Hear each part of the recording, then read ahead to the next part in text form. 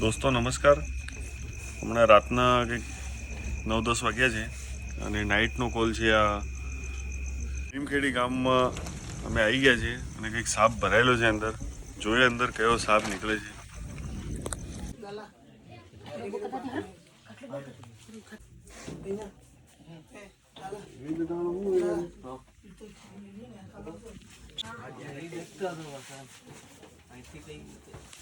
દોસ્તો આ સામે તમને જગ્યા દેખાય, અહીંયા કંઈક સાપ જોયો છે એમને. હવે સાપ કયો છે, ઝેરી છે બિનઝેરી છે, હવે સાપ જોવે પછી ખબર પડે. અને દોસ્તો આ રીતના અમારા વિડીયો જોવા તો અમારા પેજને લાઈક સબસ્ક્રાઈબ કરો.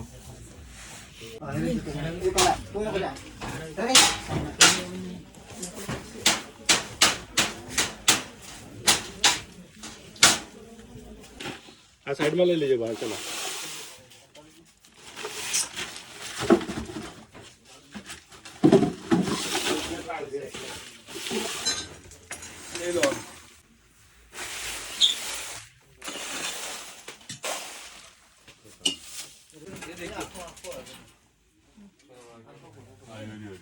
હું હે યા પૂછડી દેખાય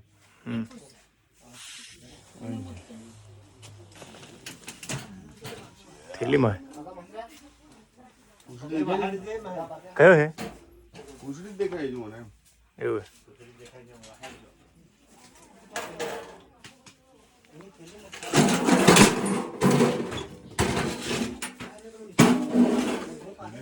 થેલી પાડ લો ને પાડ લે.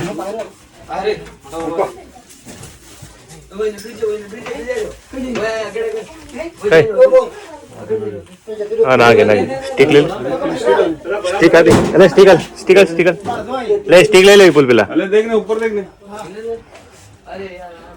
હા હા વાંધો નહીં, હાલ દે ને હાલ દે વિપુલ લે. કઈ ચડી ગયો? બહાર દોડો, બહાર દોડો, બહાર દેખો, નજર રાખો.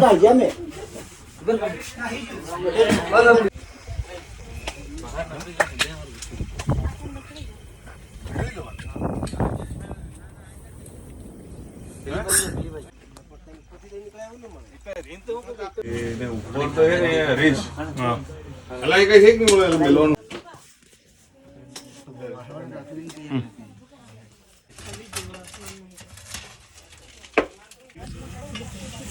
સ્ટીક રાખું મેં બે મિનિટ ડબ્બો હટાલો મોડું આવી ગયો આવી બહાર આવે ગાલા સ્ટીક મને પેલી એ ડબ્બો લઈ લેવો.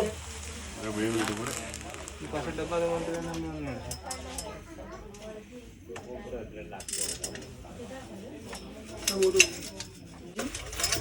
બસ પકડાઈ ગયો.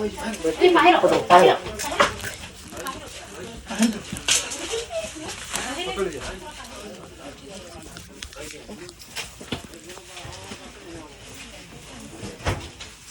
ઓહો ડિજિસ્ટ પેલે થી પકડો. વાંધો નહીં, ચાલો ઓકે ચાલો. પેલે પેલું ઉપાલ દે ને. હું કઈ ગયો લઈ લે મેં અહીં કંઈક પડ્યો આવું. ચાલ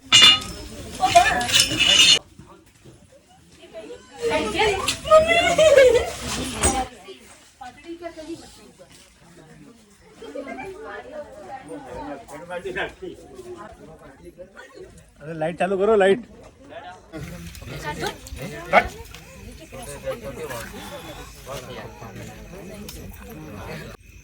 દોસ્તો આ કોબરા સાપને આપણે રેસ્ક્યુ કરી લીધો છે. અંદર ઘૂસી ગયો હતો વળિયોમાં અને ઘરના બધા ડરી ગયા હતા. આ સાપ ન્યુરોટોક્સિક ઝેર છે. આમાં આ રીતનો સાપ બાઇટ કરે તો સીધું આપણે સરકારી જવાનું, કોઈ ઝાડફૂંક તંત્ર મંત્રના ચક્કરમાં જવું નહીં. એને થોડું ખેંચવામાં થોડું વાગ્યું છે દોસ્તો, પણ એને પાટો હાટો કરી દઈશું.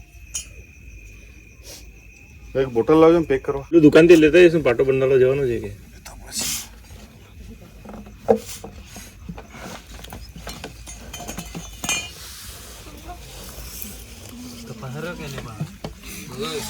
હવે દેખવા દેને. એક રિટર્ન આવે દેખો.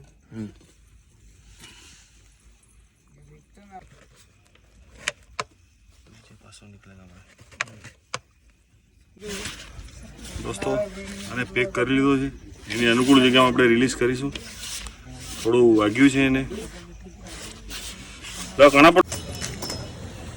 દોસ્તો આ સાપને આપણે સાંજે લીમખેડીમાંથી રેસ્ક્યુ કર્યો હતો. આ સાપ એવી જગ્યાએ ભરાઈ ગયો હતો વળિયોમાં, ત્યાં અટિયાળો બી ઘરમાં ઘણો પડ્યો હતો. સાપને ત્યાંથી વળિયોમાંથી આ સ્ટીકથી આપણે બહાર ખેંચવા ગયા અને વળીમાં કંઈક ભીડવાયેલો હતો, ફસી ગયેલો હતો વળીમાં. તો એ ભાગ પર થોડું કપાઈ ગયું છે.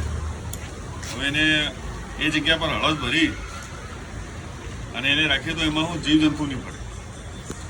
સાપની કન્ડિશન કમ્પ્લીટ છે, ફૂડ બી કમ્પ્લીટ માંડી રહ્યો છે, પણ એ જગ્યા પર જે જગ્યા પર ફાટી ગયું છે એને શરીર પર, કેમ કે એમાં સાપને એવું છે કે જરી બી ફાટ્યું હોય તો એમાં જીવજંતુ ઘૂસી જાય.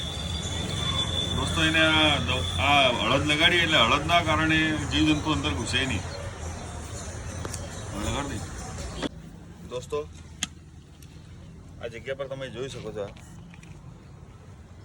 આ ભાગ તમે જોઈ શકો છો. આ વળીઓમાં ભીડાઈ ગયો હતો, તો આ ફસી ગયો વળીઓમાં. એને બહાર કાઢવા ગયા અને થોડુંક કપાઈ ગયું છે. એને હળદ લગાડી દઈએ તો એમાં કીડીઓ નહીં ભરાય. કોઈ બી જીવજંતુ ભરાય તો એને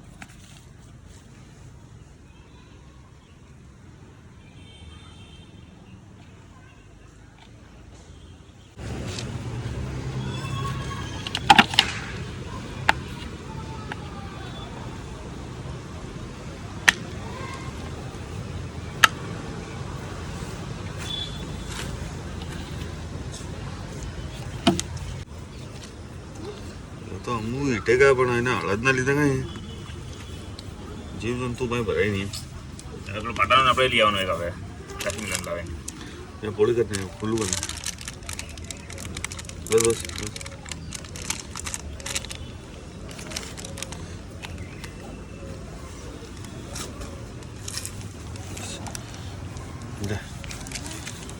દોસ્તો આ જગ્યા પર એને હળદ ભરી દીધી છે. એનાથી એને રૂજ આવી જશે અને આ રીતનો વાગેલા સાપને આપણે કંઈ છોડીએ તો બાઇટ એકદમ કરી લે છે. કેમ કે એક તો એને શરીરમાં વાગેલું છે, દુખાવો થાય એટલે એને રૂજ વળશે એટલે અમે એને રિલીઝ કરીશું ફોરેસ્ટ એરિયામાં. થોડી વાર ખુલ્લો રાખીએ કે હળદ સૂકી જાય અને પછી એને ડબ્બામાં પેક કરીશું.